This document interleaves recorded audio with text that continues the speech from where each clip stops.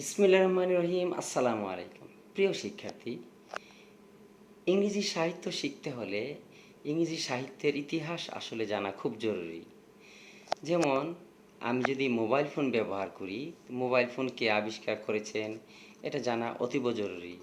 আমি যদি কম্পিউটার ব্যবহার করি, তাহলে কম্পিউটার কে এত কষ্ট করে তৈরি করলেন, কে এত মেধা দিয়ে পরিশ্রম দিয়ে তৈরি করলেন, তা জানা খুবই দরকারি। প্রিয় শিক্ষার্থী, আমরা যেহেতু ইংরেজি ভাষা শিখতে চাই, শেখার জন্য আগ্রহী, তাই ইংরেজি ভাষাটার ইতিহাস সম্পর্কেও আমাদের জানা খুবই জরুরি। যেমন ইতিহাস কোথায় থেকে এসেছে, ইতিহাসে যেমন জানা জরুরি, একইভাবে ইংরেজির ক্ষেত্রেও ইংরেজি জানা দরকার।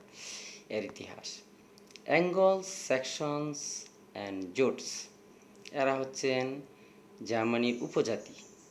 তারা কি করলেন? তারা ইংল্যান্ডে এসে জায়গা দখল করার জন্য ইংল্যান্ডে আসলেন। ইংল্যান্ডে এসে তারা নিজেদের ভাষাটা ছড়িয়ে দিলেন। তাদের ভাষাটাই মূলত ইংরেজি ভাষা। তারা ইংল্যান্ডের জায়গা দখল করলেন এবং নিজেদের ভাষা ছড়িয়ে দিলেন, এবং সেই ভাষাটাই আজকের ইংরেজি। তাহলে দেখা গেল ইংরেজি ভাষার উৎস হচ্ছে জার্মানি।